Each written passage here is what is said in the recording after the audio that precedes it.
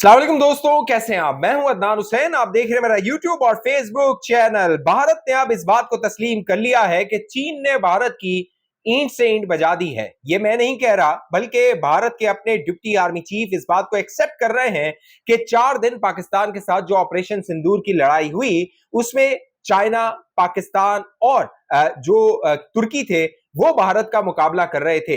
Deputy chief जो कि lieutenant general Rahul Singh है, उन्होंने गुज़िश्ता दिनों एड्रेस किया और वहां पर उन्होंने बताया कि ऑपरेशन सिंदूर से जो भारत की फौज है उसने क्या कुछ सीखा है। जो राहुल सिंह थे उनकी स्पीच थी, उस स्पीच में चंद कन्फेशंस थे।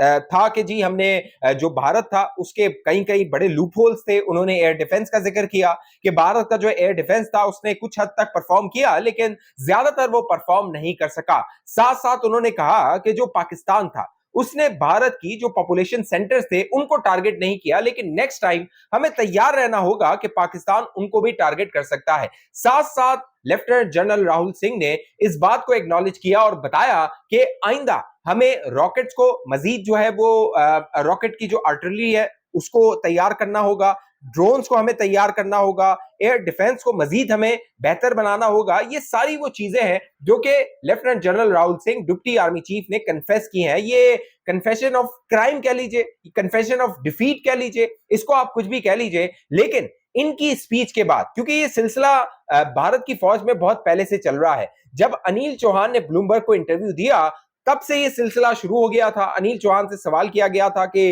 भारत के कितने जेट्स गिरे हैं, तो अनिल चौहान ने कहा कि इट्स नॉट इंपॉर्टेंट कि कितने जेट गिरे हैं, इंपॉर्टेंट ये है कि वो गिरने के बाद हमने क्या किया या हमने क्या सीखा।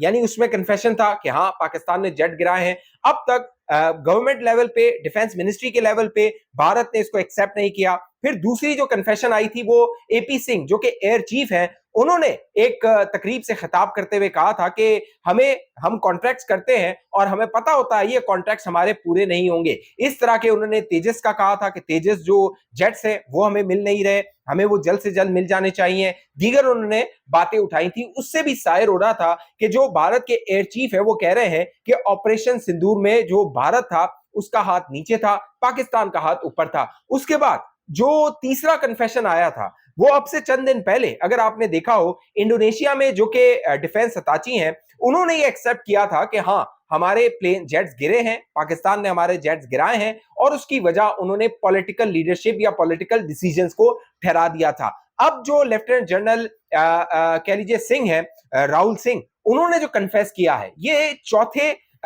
जो भारत की फौज है उससे ताल्लुक रखने वाले अफसर है जो कि ऑपरेशन सिंदूर के हवाले से कन्फेस कर रहे हैं कि हाँ हमारी कमियां थी, हमारी नाकामियां थी, और उन कमियों और नाकामियों में जो पाकिस्तान था वो फ्रंट पे था, बिहाइंड द सीन जो चाइना था वो जो टेक सपोर्ट था वो पाकिस्तान को दे रहा था, चाहे वो इंटेलिजेंस सपोर्ट हो वो पाकिस्तान को दे रहा था। और तुर्की के हवाले से जो लेफ्टिनेंट जनरल राहुल सिंह है उन्होंने बताया कि तुर्की पाकिस्तान को ड्रोन्स भी दे रहा था और स्किल मैन पावर भी दे रहा था, या उन्होंने ट्रेन किया हुआ था जो ड्रोन्स को उड़ा सकते थे, या उनको उनकी जो जगह होती थी प्रिसाइसली वहां पर वो उनको लेकर जा सकते थे। तो अब जो लेफ्टिनेंट जनरल राहुल सिंह है उन्होंने, उनका ये जो एडमिशन है, ये कन्फेशन है, ये बहुत बड़ी खबर है। और ये कन्फेशन बेसिकली जो नरेंद्र मोदी की हुकूमत है जो कि ये तासुर दे रही थी बीजेपी ऑपरेशन सिंदूर के बाद कि शायद भारत ने बहुत बड़ी कामयाबी हासिल कर ली है, इस हवाले से बाकायदा नरेंद्र मोदी ने रैलीज निकाली,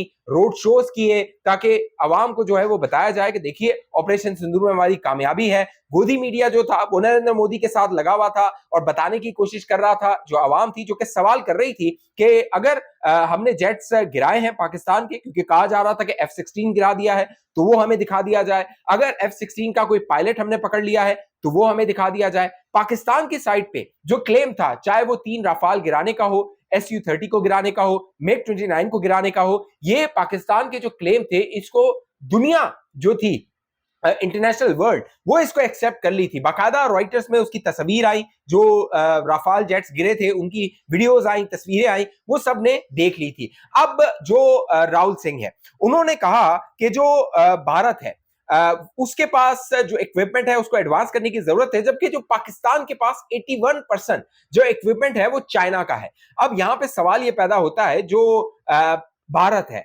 इंडिया है, वो जो अपना डिफेंस इक्विपमेंट लेता है वो 4 मुल्कों से लेता है। वो फ्रांस से लेता है, राफाल फ्रांस से लिया हुआ था। रूस से लेता है, रशिया से, उसका जो डिफेंस सिस्टम है S-400 वो रूस से आया हुआ है। फिर अमेरिका से वो प्लेन्स लेता है, J-35 F-35 का जो डील है वो होने जा रही है। फिर जो कह लीजिए एक और जो मुल्क है जिससे इजराइल है, इजराइल से ड्रोन जो है वो भारत ले रहा है। वो ड्रोन जो है वो ऑपरेशन सिंदूर में इजराइल के इस्तेमाल किए थे। तो भारत तो कई मुल्कों से ले रहा है। अगर पाकिस्तान सिर्फ चाइना पे डिपेंडेंट है तो भारत का जो ग्राउंड है वो तो बहुत बड़ा है। भारत की तो टेक्नोलॉजी है वो ज्यादा एडवांस होनी चाहिए थी पाकिस्तान से। लेकिन अब दोस्तों मामला क्या है? मामला है पायलट्स का। यहाँ पे इक्विपमेंट का मामला नहीं है, मामला है जो मैन बिहाइंड गन है उसका है। अब पाकिस्तान जो था वो 5 अगस्त 2019 के बाद से, जब आपको याद होगा आर्टिकल 370 को खत्म किया गया था कश्मीर में, और उसके बाद जो पाकिस्तान की एयरफोर्स थी वो PLA जो के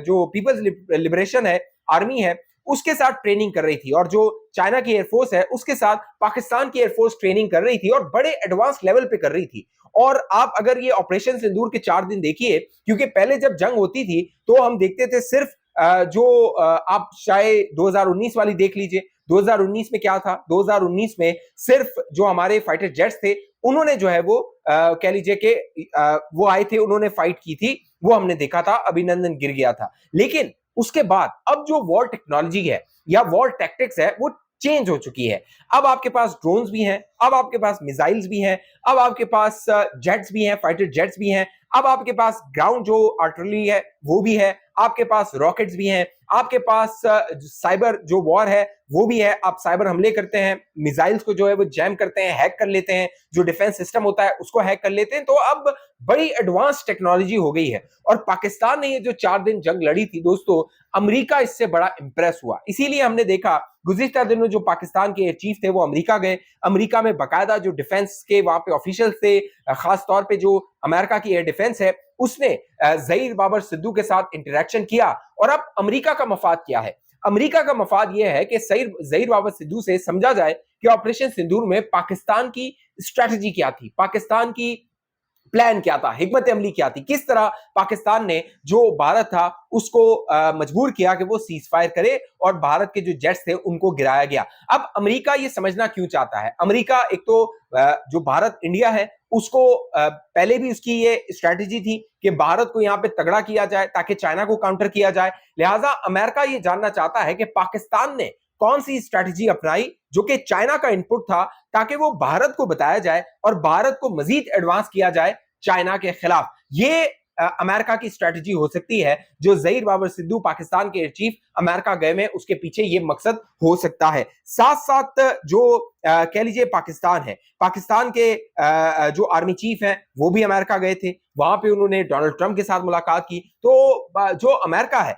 वो तो पाकिस्तान से बड़ा इंप्रेस नजर आता है। एक और जो बड़ी चीज थी जो कि लेफ्टिनेंट जनरल राहुल सिंह ने बताई, और बड़ी उससे आपको अंदाजा होता है कि जो चाइना है वो पाकिस्तान को कितना और किस तरह सपोर्ट कर रहा था। लेफ्टिनेंट जनरल राहुल सिंह बताते हैं कि जब पाकिस्तान और भारत के जो DGMO है उनका राब्ता हुआ और उन पे सीज फायर के हवाले से बात हो रही थी, तो पाकिस्तान के DGMO ने भारत के DGMO से कहा कि आपके जो विक्टर्स हैं यानी आपके जो जेट्स हैं वो अलर्ट है, वो स्ट्राइक करने के लिए रेडी है, लिहाजा उनको पीछे किया जाए, उनको बैक किया जाए। जब ये पाकिस्तान के DGMO ने भारत के DGMO से कहा तो भारत के अंदर खलबली मच गई कि पाकिस्तान के पास लाइव अपडेट्स आ रही हैं, यानी सैटेलाइट से पाकिस्तान सब कुछ देख रहा है। और मैं आपको एक बताऊं बात, पहले भी ये जिक्र हो चुका है कि जब राफाल जो जेट्स थे भारत के, वो जैसे ही मूवमेंट करते थे, ये मैं आपको बता रहा हूं 6 से लेकर 10 तारीख तक, जैसे वो जो कह लीजिए एयर बेसिस है वहां से मूव करते थे तो पाकिस्तान को पता चल जाता था कि राफाल जो है वो अब उड़ना शुरू हो गए हैं। ये पाकिस्तान के पास बड़ी प्रिसाइज और बड़ी लाइव लोकेशंस आ रही थी ये 4 दिन जो ऑपरेशन सिंदूर के थे। नो डाउट जो चाइना था उसका डायरेक्टली इनडायरेक्टली सपोर्ट था। J-10 पाकिस्तान यूज कर रहा था वो चाइना का था। फिर हो सकता है जो सैटेलाइट टेक्नोलॉजीज हो, कुछ साइबर टेक्नोलॉजीज हो, वो पाकिस्तान यूज कर रहा हो। लेकिन जो पाकिस्तान के ज्वाइंट चीफ है साहिर शमशाद मिर्जा, उन्होंने इस बात को डिनाई किया था। उन्होंने कहा था जब वो सिंगापुर में थे, उन्होंने उस वक्त कहा कि पाकिस्तान को जो चाइना की सपोर्ट थी वो नहीं थी। हाँ, इक्विपमेंट पाकिस्तान यूज कर रहा था जिसमें जेट्स हैं और PL-15 जो मिसाइल है वो यूज कर रहा था, लेकिन ये कहा जाए कि China totally on ground support कर रहा था, तो इसको डिनाई किया था पाकिस्तान ने। और इससे पहले भारत ने भी, जो ये लेफ्टिनेंट जनरल राहुल सिंह के स्पीच से पहले भारत की भी यही पोजीशन थी कि जो चाइना था वो पाकिस्तान को सपोर्ट नहीं कर रहा था। लेकिन अब भारत की पोजीशन चेंज हुई है। इससे भारत को अंदाजा हो गया है कि जो चाइना है दोस्तों, वो भारत की ईंट से ईंट बजा सकता है। इस हवाले से आप दोस्तों की जो भी राय नीचे कमेंट कीजिए। अब तक ये चैनल आपने सब्सक्राइब नहीं किया, जरूर सब्सक्राइब कीजिए, साथ घंटी का निशान उसको दबा के वीडियो को लाइक शेयर कीजिए। अपनी कमेंट का, अपनी राय का इजहार आपने लाजमी करना है। फेसबुक पे देखने वाले दोस्त पेज को लाइक फॉलो करके इस वीडियो को लाजमी शेयर कीजिए। अगली वीडियो तक मुझे इजाजत दीजिए, अपना ख्याल रखिएगा। पाकिस्तान जिंदाबाद।